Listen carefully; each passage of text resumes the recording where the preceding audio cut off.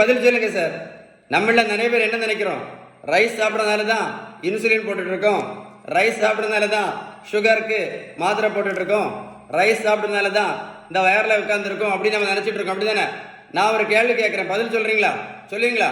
சொல்லுங்க. வட இந்தியாவில் அவங்க ரைஸ் சாப்பிடவே மாட்டாங்களே, என்னைக்காவது ஒரு நாள் சாப்பிடவே மாட்டாங்க. வட இந்தியாவில் எத்தனை பேர் இன்சுலின் போட்டுட்டு இருக்காங்க? வட இந்தியாவில் எத்தனை பேர் சுகருக்கு மாத்திரை சாப்பிட்டுட்டு இருக்காங்க? வட இந்தியாவில் எத்தனை பேர் இந்த வயரை கஷ்டப்பட்டு இருக்காங்க? கமெண்ட்ஸ்ல எழுதுங்க சார். அதே மாதிரி நமக்குள்ள இன்னொரு மூட நம்பிக்கை இருக்கு.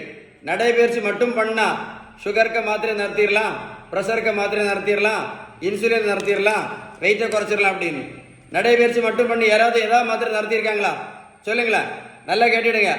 1 கிலோமீட்டர் நடைபயிற்சி பண்ணினா கூட 1 கிலோமீட்டர் நடைபயிற்சி பண்ணினா கூட 40லேருந்து 50 கேலரி மட்டும்தான் இருக்க முடியும். இது எழுதி வச்சுடுங்க. அதனால் நடைபயிற்சி மட்டும் பண்ணி எந்த மாத்திரையும் எந்த இன்சுலினும் கண்டிப்பாக நிறுத்த முடியாது, கண்டிப்பாக நிறுத்த முடியாது.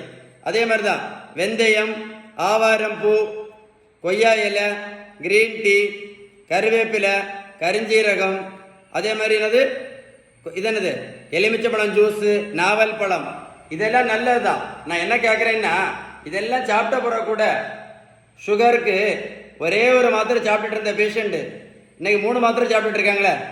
வெந்தயம், கருவேப்பிலை, கரிஞ்சீரகம் எல்லாம் சாப்பிட்ட பிறகும் சுகருக்கு மாத்திரை மட்டும் போட்டுட்டு இருந்த பேஷண்ட்டு இன்சுலினும் போட்டுட்டு இருக்காங்களே. நாவல் பழம், கருவேப்பிலை, கரிஞ்சீரகம் சாப்பிட்ட பிறகு கூட. கமெண்ட்ஸ்ல எழுதுங்க சார், நல்லா கேட்டுடுங்க. சுகர், ப்ரெஷர், கெட்ட கொலஸ்ட்ரால் எதனால வருதுன்னு கேட்டால் இன்னைக்கு யாருக்குமே தெரியாது. அதுதான் சங்கடமான விஷயம். சுகர், ப்ரெஷர், கெட்ட கொலஸ்ட்ரால் இந்த 3க்குமே ஒரே ஒரு காரணம் தான், ஒரே ஒரு காரணம் தான். அதுக்கு பேர் தான் இன்சுலின் ரெசிஸ்டன்ஸ். இதை எழுதி வச்சுக்கிடுங்க, இதை எழுதி வச்சுக்கிடுங்க. நீங்கள் மருத்துவத்தில் எந்த புத்தகத்தை வேணாலும் படிச்சு பாருங்க. இந்த இன்சுலின் ரெசிஸ்டன்ஸை சரி பண்ணுறதுக்கு அவங்க சொல்லக்கூடிய ஃபர்ஸ்ட் ட்ரீட்மெண்ட் பேலன்ஸ் டயட்டு தான். அடுத்தது உடல் உழைப்பு, அடுத்தது நல்ல தூக்கம், அடுத்தது நல்ல தூக்கம், கடைசி தான் மாத்திரை, அதுக்கப்புறம் தான் இன்சுலின். புரிஞ்சுதா இல்லையா?